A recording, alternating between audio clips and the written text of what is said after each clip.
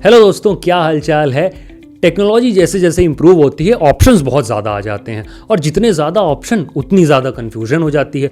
आज मैं बात कर रहा हूँ गीज़र्स की। अब गीज़र्स में बहुत सारे मॉडल, साइजेस और ब्रांड्स ही नहीं, बहुत सारे टाइप के भी गीज़र आने लगे हैं, जैसे electric geyser, gas geyser, heat pump geyser, solar geysers. अब इन सब गीज़र्स में आपके लिए कौन सा बेस्ट रहेगा, आपकी सिचुएशन और घर और रिक्वायरमेंट के हिसाब से आपको कौन सा गीज़र लेना चाहिए, ये सब आज हम डिस्कस करेंगे इस वीडियो में। डिटेल में बताऊंगा सब चीज़ों के बारे में, सब गीज़र्स के बारे में। तो चलिए वीडियो की शुरुआत करते हैं। तो सबसे पहले बात कर लेते हैं इनमें से सबसे economical option, that is gas geyser की। गैस गीज़र आपको तब लगाना चाहिए अगर आपके घर पे इलेक्ट्रिसिटी की प्रॉब्लम है, मतलब आप जिस टाइम जनरली गीज़र यूज़ करते हैं उस समय बिजली की दिक्कत होती है, तो गैस गीज़र आपको बिल्कुल लगाना चाहिए। अब इसमें कोई साइज़ ऑप्शन वगैरह नहीं आता है, एक ही साइज़ स्टैंडर्ड आता है लगभग 5 या 6 लीटर का, जिसको आप ले सकते हैं। लेकिन ये याद रखिए कि हमेशा गैस गीज़र में आप ब्रांडेड गीज़र ही लें, कोई लोकल गीज़र ना लें।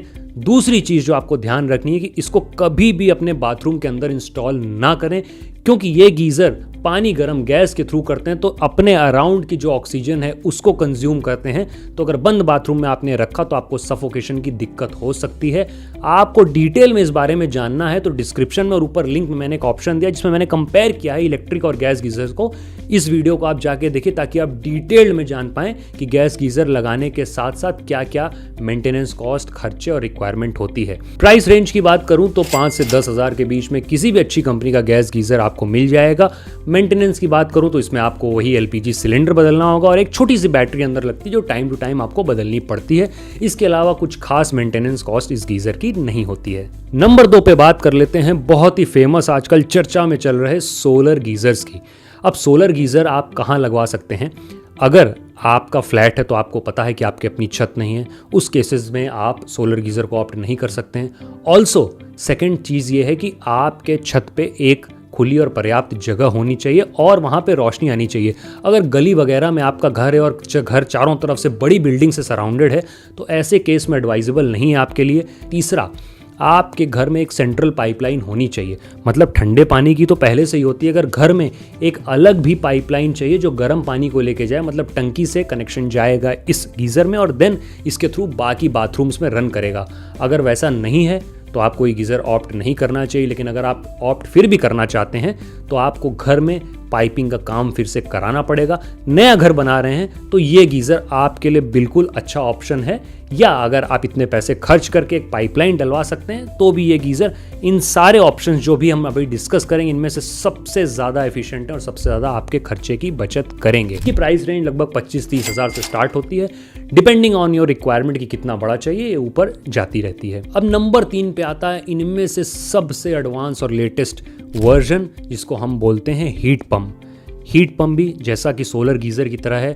आपके अगर फ्लैट हैं 1 BHK 2 BHK तो वहाँ के लिए एडवाइजेबल नहीं है। ये उन जगह के लिए एडवाइजेबल है जहाँ 5 से 6 बाथरूम हो, मतलब आपका 2-3 मंजिल का मकान हो, बड़ा मकान हो, आपका कोई अपार्टमेंट की बिल्डिंग हो, कोई रेजिडेंशियल मल्टी फ्लोर अपार्टमेंट हो, कोई बड़ी जगह हो जहाँ पे मल्टीपल बाथरूम्स हैं, वहाँ पे हीट पंप लगता है। जनरली 1 या 2 बाथरूम के लिए हीट पंप्स नहीं एडवाइजेबल होता है या नहीं लगवाया जाता है। दूसरी सेम रिक्वायरमेंट, इसके लिए भी एक सेंट्रल पाइपलाइन ऑलरेडी होनी चाहिए। तो अगर आप सब में से कोई भी नया मकान बनवा रहा है तो उसमें ये प्रोविजन पहले से बनवा ले, इस गीज़र को अगर आप इंस्टॉल करना चाहते हैं या सोलर गीज़र को इंस्टॉल करना चाहते हैं। इनकी कॉस्टिंग जो है वो भी थोड़ी हाई होती है, इसलिए जनरली जब हमारे 1 BHK 2 BHK या 3 BHK के मकान होते हैं तो उनमें एडवाइजेबल नहीं होता है। लगभग लाख रुपए के हिसाब से इनकी कॉस्टिंग शुरू होती है और बहुत ऊपर तक जाती है। ये सेम कॉन्सेप्ट पे काम करते हैं जैसे AC काम करता है। इसके बारे में आपको डीपली जानना है कि कैसे ये काम करते हैं तो डिस्क्रिप्शन में मैंने एक वीडियो का लिंक दिया, उसे जाके देख लीजिएगा। इनका फ़ायदा क्या होता है, सबसे ज़्यादा इलेक्ट्रिकली एफिशिएंट हैं। मतलब अगर आपके घर में मान लीजिए 5 बाथरूम है और सब में 15-20 लीटर 25 लीटर के लगभग गीज़र लगे और सब एक साथ आपने चालू कर दिया 5 बाथरूम का, तो लगभग 10 किलोवाट का लोड हो जाएगा। लेकिन सेम अगर आपने हीट पंप लगा रखा है उन 5 बाथरूम के लिए तो ये हीट पंप मात्र 800 से 1000 वाट में ये काम कर देंगे। तो ऑलमोस्ट ये 10 टाइम्स ज़्यादा इलेक्ट्रिकली एफिशिएंट हो गए rather than all your standard old type of geysers। तो अगर आपकी जगह पर्याप्त है, ढेर सारे बाथरूम है, बड़ा मकान है, रेजिडेंशियल बिल्डिंग है, बुटीक होटल है, ये सब है अगर आपका, तो उन केसेस में उन जगहों पे आप हीट पंप के लिए बिल्कुल ऑप्ट कर सकते हैं। वन टाइम इन्वेस्टमेंट ज़रूर है, लेकिन आगे आपका खर्चा बहुत ज़्यादा ये बचाएंगे। और चौथे नंबर पे आता है लगभग 90% सेल होने वाले इलेक्ट्रिकल गीज़र्स। अब ये गीज़र से आप जनरली वाकिफ़ हैं, कैसे होते हैं, क्या होते हैं, हम सब जनरली यही गीज़र्स लगाते हैं। अब कितने साइज़ की फैमिली के लिए क्या गीज़र होना चाहिए, देखिए आप गूगल करने जाएंगे तो उसमें आपको बहुत गलत ऑप्शंस मिलेंगे। मैं आपको प्रैक्टिकल रीज़न बताता हूँ। अगर आपके घर में किचन एरिया है, यूटेंसिल वॉशिंग एरिया है, बिजली की कोई दिक्कत नहीं, 24 आवर्स इलेक्ट्रिसिटी आती है और आपको बिजली का बिल इतना इंपॉर्टेंट नहीं है, तो आप इंस्टेंट इलेक्ट्रिकल गीज़र ले सकते हैं। ये 1 से 3 लीटर की कैपेसिटी में आते हैं। इनको बहुत ही आसानी से इंस्टॉल हो जाते हैं और मात्र ऑन करने के 10 सेकंड के अंदर ये पानी गर्म कर देते हैं। लेकिन ये 3 किलोवाट की बिजली लेते हैं, इसलिए मैं एडवाइस नहीं करता हूँ जनरली अपने कस्टमर्स को। इसके बाद सेकंड ऑप्शन आता है 6 और 10 लीटर के गीज़र का। इसको भी मैं बोलता हूँ कि utensil washing area, kitchen area, salon है अगर आपका, वहाँ पे आप लगा सकते हैं। 6 लीटर वाले गीज़र में दोनों ऑप्शन अब आने लगा है, 2 और 3 किलोवाट का। हालांकि 10 में केवल 2 किलोवाट का ऑप्शन आता है। अगर आप सिंगल नहाने वाले हैं तो भी आप 10 लीटर वाला गीज़र को ऑप्ट कर सकते हैं। याद रखिए अपनी ज़रूरत से हमेशा थोड़ा ज़्यादा लीजिए, क्योंकि नहाते वक्त और गीज़र जब आपने एक बार इंस्टॉल कर लिया तो फिर आप अचानक उसकी कैपेसिटी नहीं बढ़ा सकते।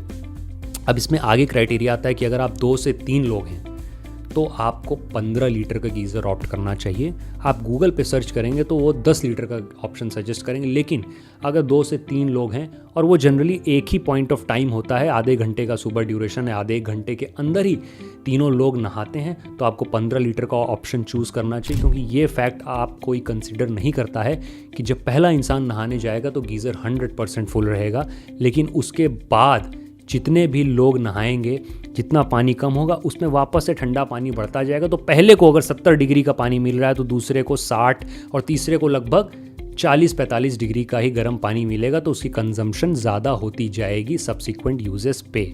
अब अगर आपकी फैमिली में 3 से ज़्यादा लोग हैं, लगभग 4-5 लोग हैं, तो आपको 25 लीटर का गीज़र ऑप्ट करना चाहिए। ये आपके लिए बिल्कुल सही ऑप्शन है, लॉजिक बिल्कुल वैसे ही रहेगा। तो ये बात थी हमारे चारों टाइप के गीज़र्स की। अगर आपको इनसे रिलेटेड कोई भी क्वेश्चन है, कोई भी क्वेरी है, तो कमेंट सेक्शन में मुझे लिख के बताइए। मैं आपका आंसर तुरंत करूंगा, आपको हेल्प करूंगा कि आपकी सिचुएशन के हिसाब से आपको कौन सा गीज़र बेस्ट सूटेड है।